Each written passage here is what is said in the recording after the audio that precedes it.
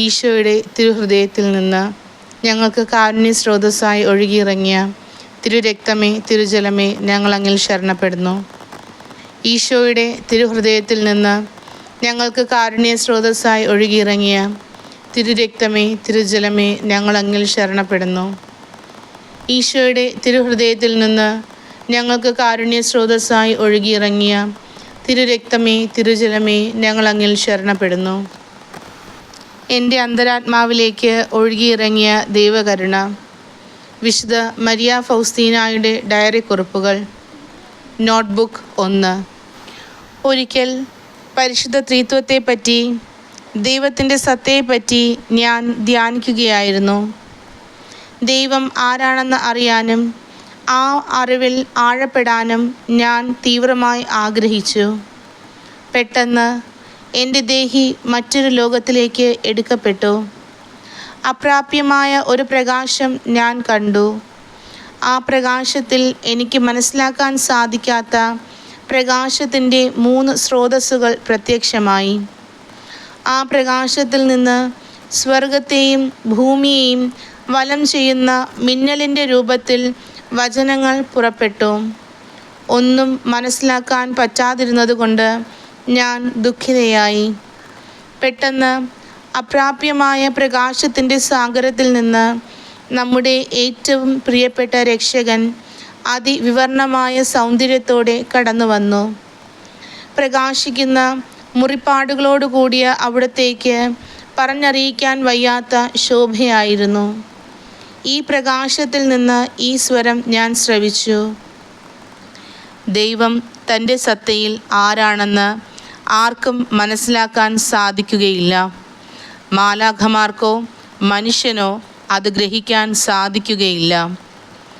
ഈശോ എന്നോട് പറഞ്ഞു, ദൈവത്തിൻ്റെ വിശേഷണങ്ങളെപ്പറ്റി ധ്യാനിച്ച് അവിടത്തെ അറിയുക. ഒരു നിമിഷത്തിന് ശേഷം അവിടുന്ന് കൈകൊണ്ട് കുരിശടയാളം വരച്ച ശേഷം അപ്രത്യക്ഷനായി. ഒരിക്കൽ ഞങ്ങളുടെ ചാപ്പലിൽ വലിയ ഒരു ജനക്കൂട്ടത്തെ കണ്ടു. ചാപ്പലിൻ്റെ മുൻപിലും വഴിയിലും അവർ നിന്നിരുന്നു. അകത്ത് നിൽക്കാൻ അവർക്ക് സ്ഥലമില്ലായിരുന്നു. ഒരു തിരുനാളിന് വേണ്ടി എന്ന പോലെ ചാപ്പൽ അലങ്കരിച്ചിരുന്നു. അൾത്താരയുടെ സമീപം ധാരാളം വൈദികർ നിന്നിരുന്നു. ഞങ്ങളുടെയും മറ്റ് സഭാ സമൂഹങ്ങളിലെയും സിസ്റ്റേഴ്സ് അതിനടുത്തായി നിൽപ്പുണ്ടായിരുന്നു. അവരെല്ലാവരും അൾത്താരയിൽ ഇരിക്കാനുള്ള വ്യക്തിയെ കാത്തു നിൽക്കുകയായിരുന്നു. പെട്ടെന്ന് അൾത്താരയിൽ ഇരിക്കേണ്ട വ്യക്തി ഞാനാണെന്ന ഒരു ശബ്ദം കേട്ടു.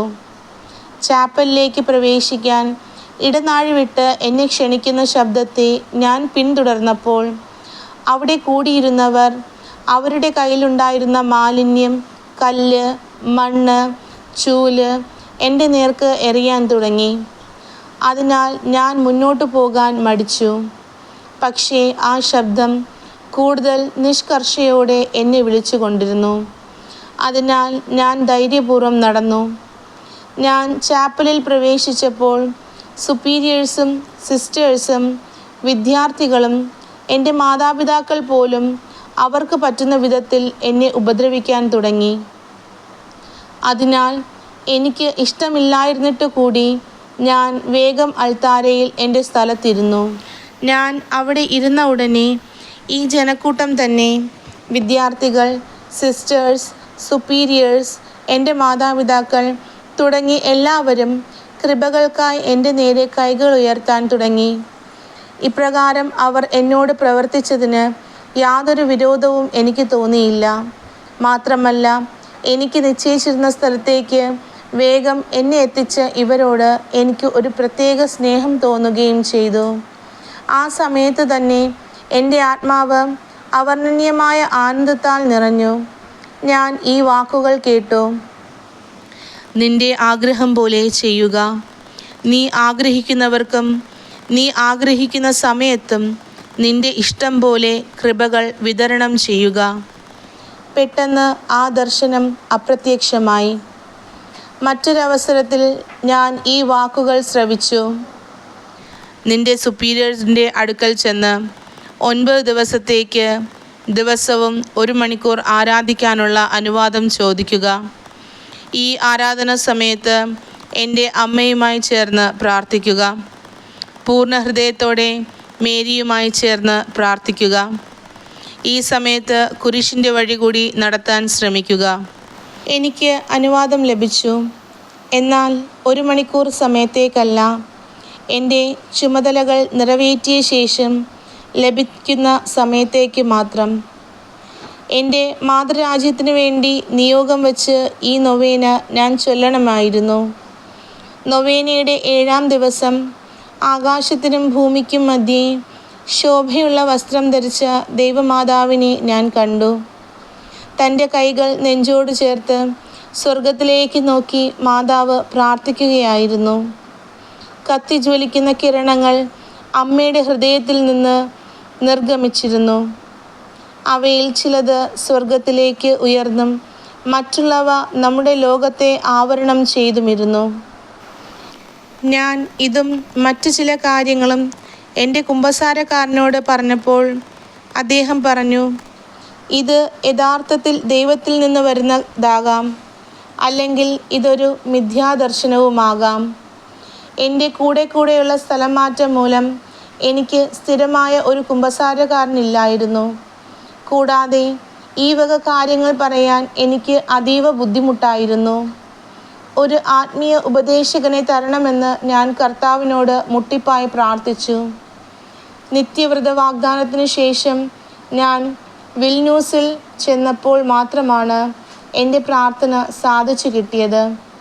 ആ വൈദികൻ ഫാദർ പ്രൊഫസർ സൊപോച്കോ ആയിരുന്നു. ഞാൻ വിൽന്യൂസിൽ വരുന്നതിന് മുൻപ് തന്നെ അദ്ദേഹത്തെ ഒരു ആന്തരിക ദർശനത്തിൽ എനിക്ക് കാണിച്ചു തന്നിരുന്നു. തുടക്കം മുതൽ തന്നെ ഒരു ആത്മീയ ഉപദേഷ്ടാവ് എനിക്കുണ്ടായിരുന്നെങ്കിൽ വളരെയേറെ ദൈവകൃപകൾ ഞാൻ നഷ്ടപ്പെടുത്തുമായിരുന്നില്ല. കുമ്പസാരക്കാരന് ഒരാത്മാവിനെ വളരെ സഹായിക്കാൻ സാധിക്കും, എന്നാൽ വളരെ ഉപദ്രവം ചെയ്യാനും അദ്ദേഹത്തിന് കഴിയും. അനുതാപത്തോടെ തൻ്റെ അടുക്കൽ വരുന്ന ആത്മാവിലെ ദൈവകൃപയുടെ പ്രവർത്തനങ്ങളെക്കുറിച്ച് കുമ്പസാരക്കാരൻ എത്രമാത്രം ജാഗ്രത പുലർത്തണം. ഇത് വളരെ പ്രധാനപ്പെട്ട കാര്യമാണ്. ആത്മാവിന് ദൈവവുമായുള്ള ബന്ധത്തിൻ്റെ ആഴം അതിന് ലഭിക്കുന്ന കൃപയിലൂടെ മനസ്സിലാക്കാൻ സാധിക്കും.